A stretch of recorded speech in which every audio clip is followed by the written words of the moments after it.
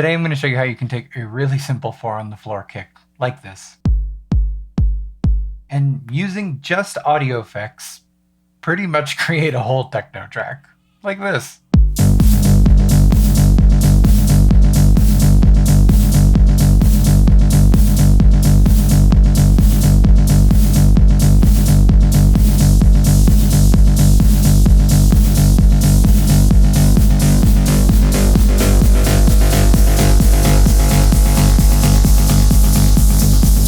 So this is a total meme rack, but this is actually a great vehicle for learning how to do some more complex audio effect routing in Ableton Live using stock Ableton Live devices. I have used this exercise a number of times before with my private music production students, and I am excited to share it with you all today.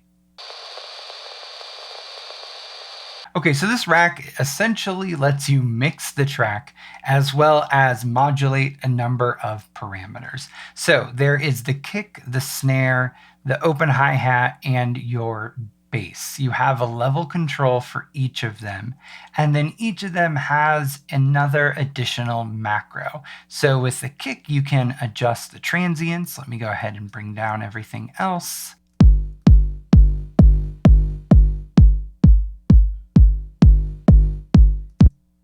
With your snare, you can introduce a reverse at the beginning.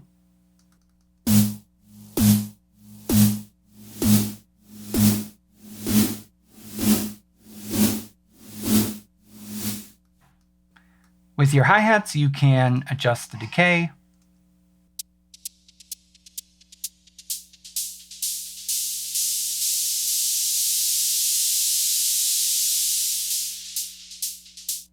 And with your bass, you can actually adjust the note of it.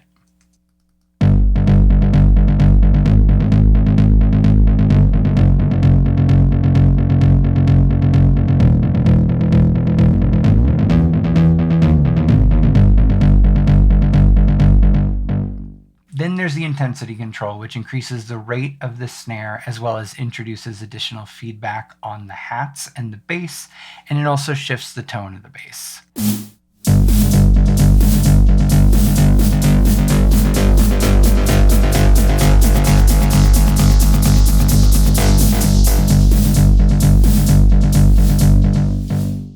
And then you can adjust the overall rhythm that the hi-hat and the bass plays at. So if I click the show hide chain macro here, we see that there are 4 chains, one for each of the elements of this techno rack.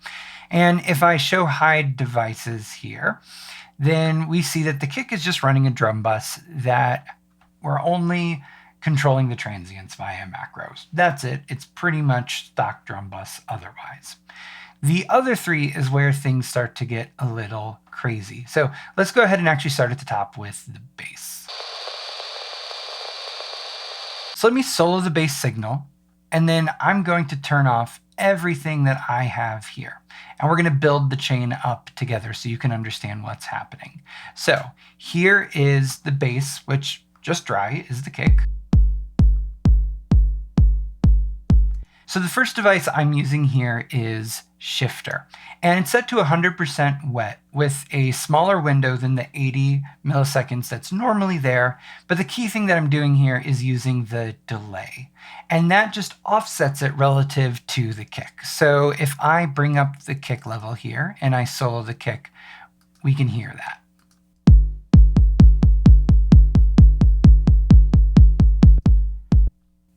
So there's a bit of a push-pull happening there, which is really quite cool.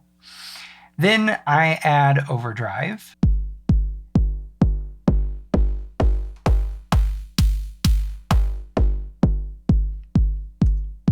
Then I'm running it into an instance of resonators that is set to G0. I'm not adding any additional pitches here. I'm boosting the gain, lowering the decay a little bit, and reducing the width so it's largely mono. So now we start to get a bass-like tone. Then I'm adding in an instance of amp that is set to the heavy preset with the volume and gain modified a little bit.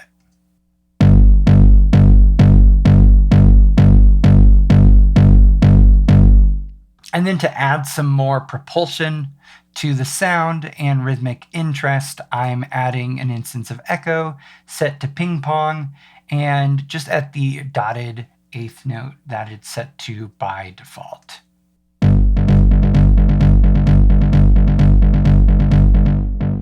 And I'm running an instance of utility at the end to fold everything below 120 hertz to mono. And finally, let me show you how the intensity macro is adjusting the pitch of Overdrive's band pass filter as well as the drive amount.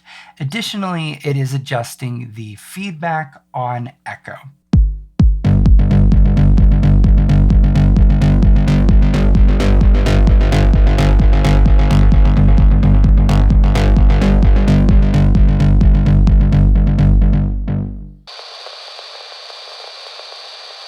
So to create the hats, I'm starting with an instance of shifter that is pitch shifting the signal 24 semitones up or 2 octaves, and I'm lowering the window from shifter's default 80 milliseconds down to just under 20 milliseconds. Then I'm running it into 2 instances of vocoder.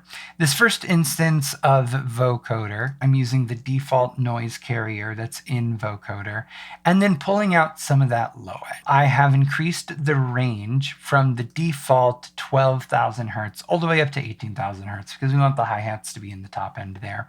And I've brought up the low end from 20 hertz to 2000 hertz.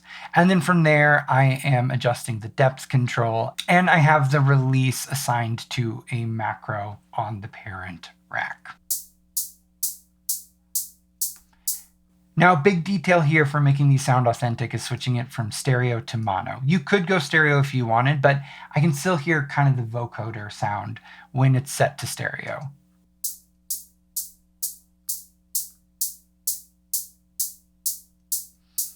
Then from there, I'm feeding it into another instance of vocoder where I am still increasing the range and just adjusting the formants a little bit.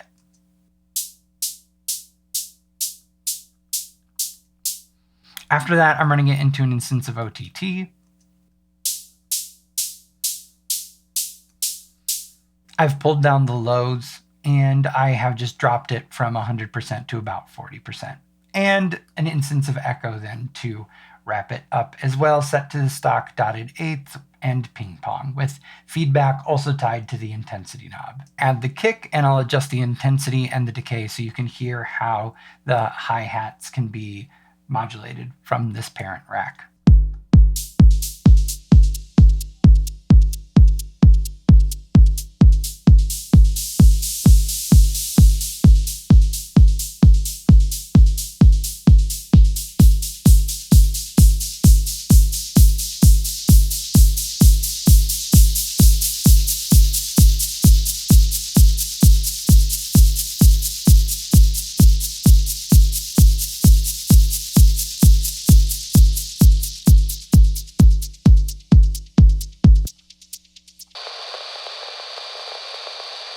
And then we have the snare. The first thing that I'm doing is also running this into an instance of shifter. However, instead of setting to pitch mode, I have it set to frequency mode. And I've set the course to 159 hertz, which is in that sweet spot for snare shell resonance. That is so tricky to say, snare shell resonance. Try saying that 3 times really fast. Snare shell resonance, snare shell resonance, snare shell resonance. Ooh, okay, anyway, that sounds like this. Then another instance of vocoder, once again set to the default noise carrier. I'm doing some adjustments here with the range, increasing it all the way up to 18,000 hertz. And I am slowly tapering off the lowest bands on the vocoder and playing around with depth, formant, and release. It's set to about 50% wet and dry. And this adds that noise layer that you really think about with a snare that mimics the snares on a physical snare drum.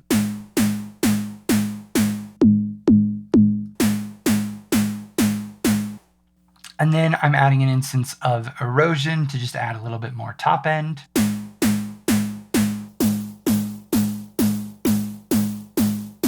It's set to wide noise, not to be confused with white noise, wide noise.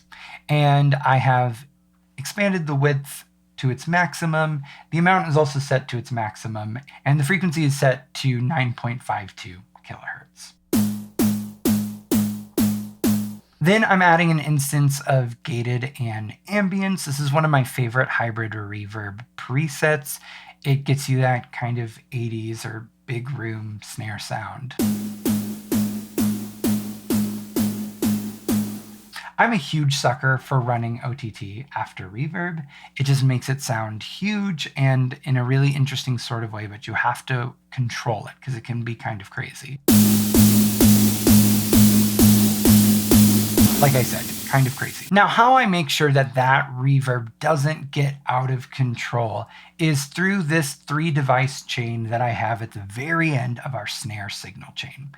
I have an instance of utility, the gain for which is being controlled by an instance of LFO, and the rate of this LFO is being controlled by an instance of shaper that is set to manual mode, meaning that instead of looping like shaper does by default, manual mode just sets it to manual. You can control that position, which I am doing via the intensity knob on our parent device. Okay, so as I adjust the intensity, we can see that we are moving in a stair-step fashion along shaper's display, which adjusts the rate from being a half note to then a quarter note to then an eighth note to then a 16th note. And we can see the LFO moving faster and the gain control on this utility moving faster. So let me go ahead and play that so you can hear it.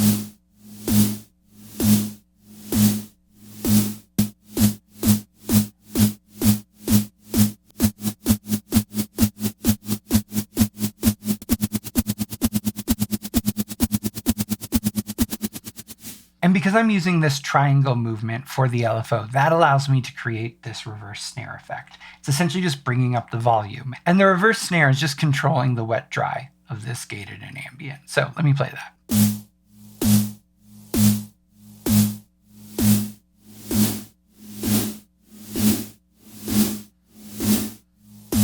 So in this instance, instead of hearing it as a tail, we are hearing it as a pre-tail of sorts. Thank you so much for watching. As a reminder, you can download this rack from the link in the description. Also, I just wanted to say thank you all so much for getting me over 500 subscribers. I started getting serious about this channel back a few months ago, and I went from 100 something to now, at least at the time of recording this, over 600. And I'm putting it out there that my goal is to get to 10,000 subscribers by the end of this calendar year. And the support that you all have been showing me in this channel and downloading these racks and visiting my website and all of it in the comments and everything is really meaningful. So thank you so much. And if you haven't subscribed yet, consider subscribing, liking this video, leaving a comment, all that jazz. Till next time.